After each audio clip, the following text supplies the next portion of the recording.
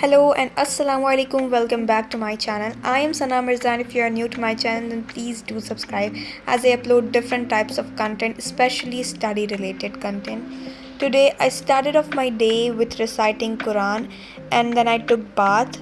फिर मैं अपना स्टडी टेबल साफ़ करने में लग गई।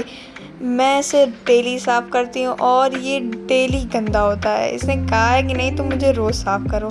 फिर मैंने अपनी मैथ्स निकाली। मैं मैथ्स डेली करती हूँ, 10 to 15 क्वेश्चंस ही करती हूँ लेकिन डेली करती हूँ ताकि मैं कंसिस्टेंट रहूँ। और मैथ्स में सीनियर्स ने तो ऐसा वो मचा के रखा है, मैथ्स टफ होती है, तभी और कर रही हूँ क्योंकि उसमें एक डर भी बैठा हुआ है। फिर मैंने अपनी एक बायो की नोट्स बनाई थी कल, उसे मैं रिवाइज़ कर रही हूँ। अब मैं आपको ट्रिक बताती हूँ, अगर आपने कोई नोट्स बनाई किसी भी चीज़ की, whether it is history, bio, social, कुछ भी है, सो उसको आप नोट्स बनाई कल आपने, उसके नेक्स्ट डे ही आप उसको रिवाइज़ करो, फिर उसके थर्ड डे रिवाइज़ करो, फिर 7th डे रिवाइज़ करो, फिर 21st डे रिवाइज़ करो। ऐसे करने से ना जो चीज़ आपने पढ़ी है वो आप जल्दी भूलोगे नहीं, आपको हमेशा याद रहेगी। ये ट्रिक मैंने भी फॉलो की है, मैं पिछले 15-20 दिन से फॉलो कर रही हूँ, मैंने देखा था यूट्यूब पे कहीं, तो आप भी ऐसा कर सकते हो। फिर मैंने उसको रिवाइज़ किया जल्दी नोट्स, क्योंकि मैंने अभी कल ही बनाई थी, मैंने सोचा रिवाइज़ कर लूँ तो अच्छे से याद रहेगा, तो मैंने उसे कर भी लिया। फिर मुझे अचानक से याद आया कि मैंने तो सब पढ़ लिया लेकिन अभी तक से मैंने नोट्स नहीं बनाई। सेरेबेलम बचा था मेरा, पॉन्स बचा था। फिर मैंने जल्दी नोट्स बनाना शुरू करी। फिर मैंने यहाँ पे नोट्स बनाई अच्छे से विथ सजा वजा के, खूब अच्छे से नोट्स बनाए, क्योंकि I am that type of person जिसको सजा के ही मतलब एकदम ऐसे खूबसूरत रहेगा तभी उसको अच्छे से याद आता है, मैं उस तरह की हूँ। फिर मैंने यहाँ फ़्लो चार्ट भी बनाया, क्रेनियल नर्व्स, स्पाइनल नर्व्स का, सब चीज़ का फ़्लो चार्ट बनाने के बाद फिर मैंने अपनी एनसीईआरटी खोली। एनसीईआरटी को मैंने उसको रीड करना भी बहुत ज़रूरी है। अब देखो एनसीईआरटी में जो एक एक्टिविटी का बॉक्स होता है या फिर क्वेश्चंस का बॉक्स होता है, जैसे कि अभी आप देख रहे हो, और एक होता है बॉक्स डू यू नो का, ये सब सॉल्व करना बहुत ज़रूरी होता है। फिर मैंने क्वेश्चंस का एक बॉक्स देखा था, इसमें आई थिंक 4 to 5 क्वेश्चंस थे। फिर मैंने अपनी कॉपी उठाई, उसको प्रैक्टिस करना शुरू कर लिया। अब देखो मुझे तो क्वेश्चंस आ रहे थे लेकिन उसे कैसे करना है मुझे ये देखने के लिए गूगल पे, मतलब कि एक वो फॉर्मेशन देखने के लिए मैंने गूगल चालू किया। मुझे तो आ तो रहे थे, फिर मैंने गूगल से हेल्प लेते हुए खुद से ही फॉर्म किया है। मैंने गूगल का ही मतलब सेंटेंस वर्ड टू वर्ड नहीं लिख दिया है। फिर मैंने उसे ऐसे फॉर्म करके लिखा। फिर कुछ 2 to 3 4 5 क्वेश्चन थे। एक क्वेश्चन तो मैंने डायरेक्ट अपने बुक में लिख लिया था क्योंकि वो 1 वर्ड के थे। फिर मेरा लैम्प डिस्चार्ज हो गया, मैंने उसे चार्ज में लगाया और यहाँ मैं कर ही रही हूँ।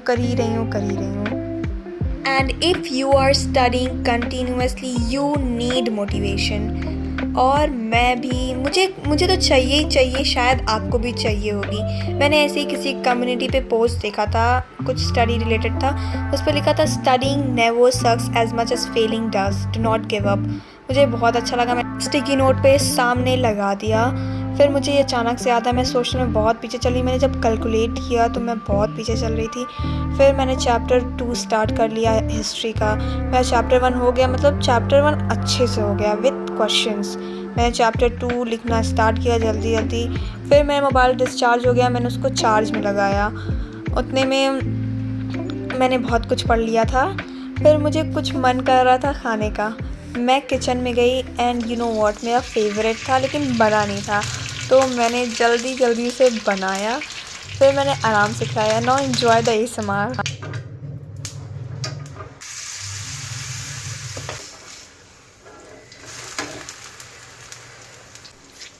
जैसा कि मैंने कहा मेरा मोबाइल डिस्चार्ज हो गया था तो मैंने उसको चार्ज में लगाया, थोड़ा ही चार्ज हुआ था। फिर मैंने लेक्चर्स देखना शुरू कर दिया। ऑफ कोर्स मैं दिगराज सर के लेक्चर देखती हूँ, is my all time favourite. मैंने ये नोट्स भी बनाए जैसे कि आप देख सकते हो। और ये मैंने जो लेक्चर था ये 5 घंटे का लेक्चर था, और जब मैंने इसको 1.5x पे किया तो इतनी तेज़ फास्ट रहा, समझ में भी नहीं आ रहा था, तो मुझे 1.25x पे देखना पड़ा।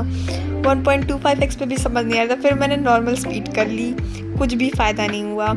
और फिर मुझे याद आया कि मुझे थोड़ा इंग्लिश का एन फ्रैंक पढ़ना था, तो मैंने उसको स्टार्ट कर लिया पढ़ना।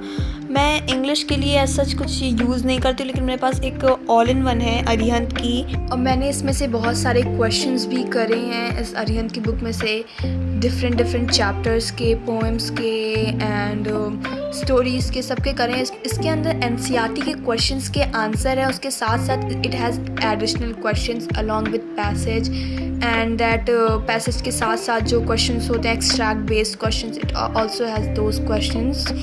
So if you want to buy these books, I mean this book, you can ask me. I will give the link in the comment section, and I ordered it from Amazon.